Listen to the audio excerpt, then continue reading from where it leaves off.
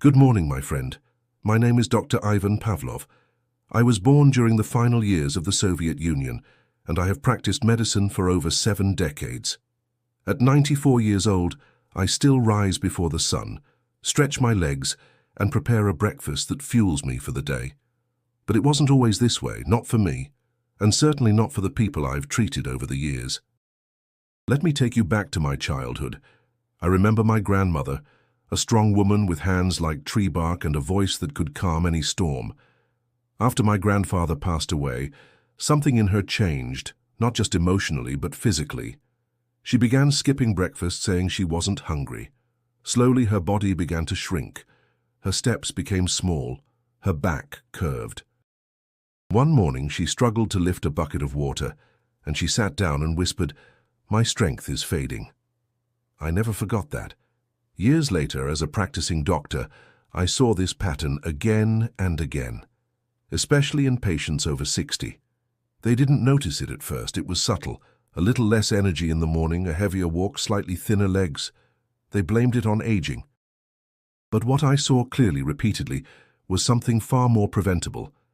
And it all started with what they were eating, or not eating, for breakfast. You see, every single morning, your body is in a fragile state. You've been fasting for 8 or 10 hours. Your muscles are hungry, your brain is foggy, and your metabolism is waiting for orders. This is the most important moment to deliver nutrients, especially protein. But do you know what most seniors in America are eating? Toast, coffee, maybe a banana, sometimes just orange juice. My friend, this is not breakfast. This is a dessert disguised as a meal. And here's the danger. If you're not feeding your muscles in the morning, your body will begin feeding on your muscles. I've seen it in blood tests, physical exams, and even in bone scans. The body becomes catabolic. It starts breaking itself down. And once that loss begins, it becomes a quiet thief. You don't see it coming. You just wake up one day and wonder why you feel tired, stiff, or slower than last month. One of my patients, a 68-year-old man named Thomas, came to me complaining that he couldn't stand up from his chair as easily anymore. I asked him about his breakfast. "Just coffee and toast," he said. I smiled gently and told him, "That's not breakfast. That's a trap." He didn't believe me at first. But within 2 weeks of changing his morning habits, he was walking faster, lifting more, and calling me to say, "Ivan, I feel young again." I'm not saying this to scare you. I'm saying this because I've watched too many people lose their strength too early. And it's not because of age, it's because of habit. If you're over 60 and you're starting your day without at least 25 to 30 grams of protein, you are sending your body the wrong message. You're saying, "Break me down," instead of "build me up." So here's my promise to you. By the end of this podcast, you'll know exactly what to do to protect your strength, rebuild your energy, and extend your years, not just in number, but in quality. But first, let me explain what's really happening inside your body when you skip protein in the morning. It's more than just hunger. It's a silent war on your muscles. Now let's go deeper. I want you to truly understand what's happening inside your body when you wake up and skip protein, or worse, when you fill your plate with sugar and starch instead. This isn't guesswork, this is science. And it could change how you feel for the rest of your life. When you reach your 60s and beyond, something shifts in your biology.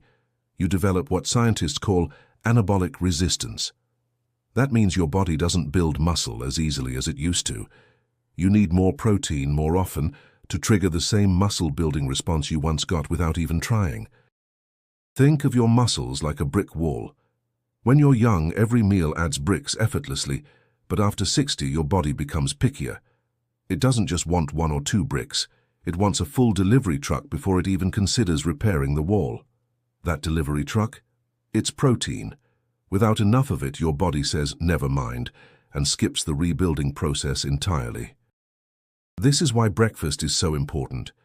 After a night of fasting, your muscle tissue is like a sponge. It's ready to absorb, to rebuild, to renew. But if you feed it nothing, or just give it toast, jam, and orange juice, it gets nothing to work with.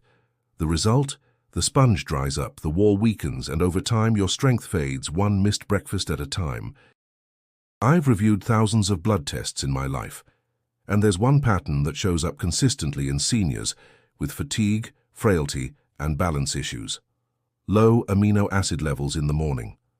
Amino acids are the building blocks of protein, and without them the machinery of your body starts breaking down. Your metabolism slows, your immune system weakens.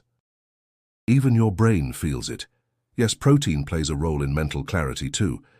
Now, I don't expect you to memorize complex biology, but I do want you to remember one simple truth.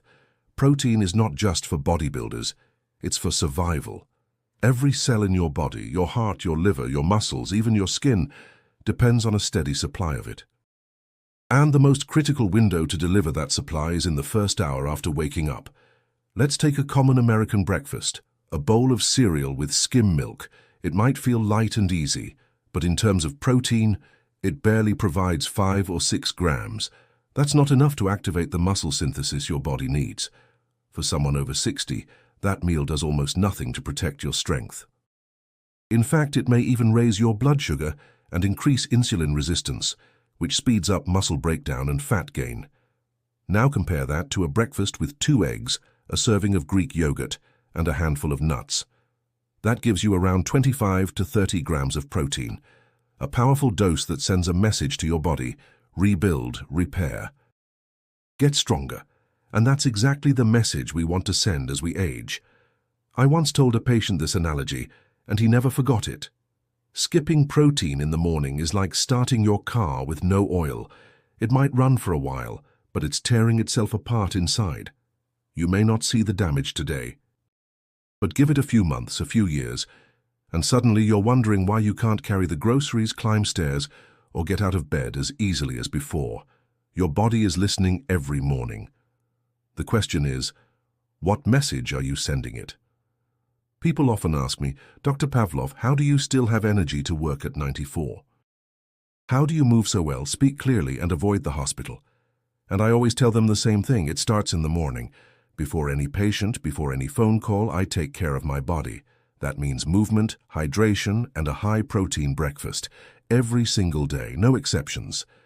Let me walk you through my routine. I wake up at 5:45 a.m., a habit from my years as a military doctor. The first thing I do is drink a large glass of water with a pinch of salt and a squeeze of lemon. This helps rehydrate the body and wake up the digestive system. I stretch gently for 5 to 10 minutes, just basic movements to get the joints moving and the blood flowing. Then I sit quietly, say a short prayer, and begin preparing my breakfast. My meal is simple but powerful. I usually start with 2 boiled eggs. Eggs are one of the most complete sources of protein on Earth. They contain all the essential amino acids your muscles need. Then I add a slice of cold smoked salmon or herring, rich in omega-3 fatty acids and additional protein. In Russia, fish is not a luxury, it's a necessity. We've eaten it for generations, especially in the morning. Next, I add a bowl of tvorog. You might call it farmer's cheese or a thick cottage cheese. It's fermented, creamy, and loaded with casein protein, which digests slowly and keeps me full for hours. Sometimes I mix in sunflower seeds or flax seeds for fiber and extra nutrition. If I want something warm, I'll make a buckwheat porridge, not with sugar but with butter and a bit of kefir on the side. Buckwheat is high in magnesium and fiber, and kefir adds healthy bacteria for gut support. Every bite is intentional. Every ingredient is there for a reason: to feed the body, not just fill the stomach. And no, I don't drink coffee. Not because it's evil, but because I prefer a strong black tea with ginger or lemon. It gives me mental clarity without the crash. And more importantly, I don't let caffeine replace nourishment. Too many seniors drink 2 cups of coffee and skip the meal altogether. That's a mistake. Caffeine is not fuel. Protein is. Let me tell you what I avoid like the plague in the morning: toast with jam, sugary cereal, bagels, fruit juice, muffins, and yes, even oatmeal with brown sugar. These foods may be traditional in the West, but they offer almost no protein and spike your blood sugar. They might give you a short burst of energy, but that's followed by fatigue, weakness, and brain fog. When you eat like that day after day, your muscles slowly melt away. And once you've lost 20% of your muscle mass, you begin to feel it. Pain in your knees, difficulty rising from a chair, less balance, and slower reaction time. I've seen this decline in so many patients, but I've also seen how quickly it can be reversed by a better breakfast. This is why I tell everyone, your breakfast should be as serious as your medicine. You wouldn't skip your pills, so why skip the meal that helps you walk, think, and stay alive? At 94, I don't eat like a child. I eat like a man who plans to live another decade, strong, clear-headed, and independent. And if I can do it, you can too. You just need the right tools and the right food to begin. I love America.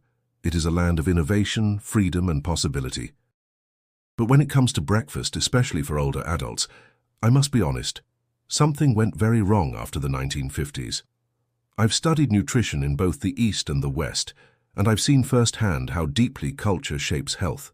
And the truth is, the American breakfast has become one of the most dangerous meals of the day. Let's rewind. After World War II, there was a massive shift in food production and marketing in the United States. Factories that once made weapons began making cereal.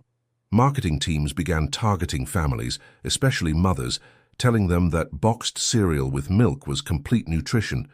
The commercials were colorful, the jingles catchy. But behind the packaging was a sad truth. Most of those cereals were loaded with sugar, stripped of nutrients, and almost entirely devoid of meaningful protein. In Russia, we didn't have this problem. We didn't have cereal aisles. We had chickens, cows, grains, and gardens. Our breakfasts were based on necessity, what gave strength, what lasted through the cold, what kept us alert. We ate eggs, fish, cheese, rye bread, liver, root vegetables. It wasn't always pretty, but it worked. People had strong bones, lean bodies, and sharp minds well into old age. But when I began visiting and consulting in the US, I saw something strange. Seniors were waking up and eating nothing but a muffin and coffee, or worse, a glass of orange juice and a granola bar. And they wondered why they felt dizzy, tired, and weak by 10 a.m. Even worse, I saw how deeply these habits were ingrained. Patients told me, "This is what I've always eaten. It's what my mom gave me." Yes, and that's the problem. The Western breakfast became built around comfort, convenience, and sweetness, not strength. It became a ritual of energy spikes and crashes, not stability and nourishment. I once had a 72-year-old woman named Janet come into my office. She was losing muscle, had poor balance, and complained of afternoon fatigue.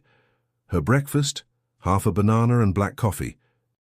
She told me, "I'm trying to eat light in the morning." I told her, "You're not eating light, you're starving your body." I put her on a protein-rich breakfast plan, and within 3 weeks, she was walking more steadily and said her mind felt awake again. Let me be clear, I don't blame the American people. I blame the food industry. For decades, it sold comfort disguised as nutrition. It sold empty calories in bright boxes. It taught families that speed mattered more than substance. But it's never too late to break free from that. You can change the way you eat in the morning, no matter your age, no matter your past habits. You don't have to become Russian. You just need to become stronger, wiser, and more deliberate with what you put on your plate. You have wonderful foods in America. Eggs, cottage cheese, turkey, Greek yogurt, beans, nuts, lean sausage. All of these can be turned into powerful breakfasts. But you must make the decision to step away from sugar and step into strength. You wouldn't let a child eat donuts and call it dinner. So why let yourself at this age eat a sugary breakfast and call it healthy? The body remembers what you feed it. It either gets better or it gets weaker. Tomorrow morning, when you open your fridge, don't ask yourself, "What do I feel like eating?" Ask instead, "What does my body need to stay strong?" Because once you ask the right question, the answer becomes very simple. Now that you understand the problem, the science, and the cultural trap, let me give you something real, something you can do starting tomorrow morning. No theory, no guesswork. Just a simple 3-day plan to help your body start rebuilding strength after 60. You don't need fancy supplements, you don't need a personal chef. All you need is a decision and food with purpose. Let's begin with day 1. Wake up. Drink a glass of water with a pinch of salt or lemon. This helps rehydrate your tissues and prepare your digestion. Within 1 hour of waking, eat a breakfast that includes at least 30 grams of protein. Here's one of my favorite combinations: 2 whole eggs boiled or scrambled, 12 grams of protein, half a cup of cottage cheese or Greek yogurt, 15 grams, a tablespoon of almonds or walnuts, 3 grams. Add some berries if you like, but keep sugar low. Drink tea or coffee, but never on an empty stomach. If you're still hungry, a slice of turkey or a boiled potato with olive oil is excellent. You may feel a difference that very day. More steady energy, less hunger mid-morning, sharper focus. That's your body responding. That's your muscles saying, thank you. Now for day 2. Repeat the hydration step. But today, switch up your breakfast to keep things interesting. Try this. 3 egg whites and 1 whole egg omelette with spinach, 18 grams. 1 slice of rye or sprouted grain toast with avocado. A side of smoked salmon or canned sardines, 12-15 grams. This meal not only gives you protein, but also omega-3 fats that reduce inflammation and support brain health. You may feel less stiffness in your joints. That's not magic. That's fuel doing its job. And now day 3. This is the day most people report a shift, not just physically but mentally. You wake up already feeling stronger, more stable. That's because your body is finally being fed like it matters. For breakfast, a protein shake with whey or plant protein, 20-25 grams. A boiled egg or handful of seeds to chew on something solid. A side of sautéed mushrooms or cooked lentils, 5 to 10 grams. If you're on a tight budget, beans, eggs, and canned fish are your allies. Don't chase trends, chase nutrients. Now let me tell you how to track your progress, not with scales, not with apps, with function. Ask yourself, am I getting up from chairs more easily? Do my legs feel more stable walking upstairs? Is my mind less foggy in the afternoon? Am I sleeping better? These are the signs that your body is rebuilding, that your muscles are coming back online, that aging is no longer a downhill road. It's a curve you can climb again. Remember, consistency is more powerful than intensity. Don't aim for perfection. Aim for nourishment. Every morning ask, am I giving my muscles what they need? If the answer is yes, you're already on the right path. One last thing. This isn't just about you. When you choose to feed your strength, you also choose to be present for the people who love you. Your grandchildren, your partner, your community. You don't just extend your years, you improve the ones you still have. I am 94, I do not run marathons, but I can walk, I can think, I can help. And that, to me, is a life worth preserving. If you take nothing else from this podcast, take this. Feed your strength before your weakness feeds on you. Your future self will thank you. Now go. Your new breakfast waits.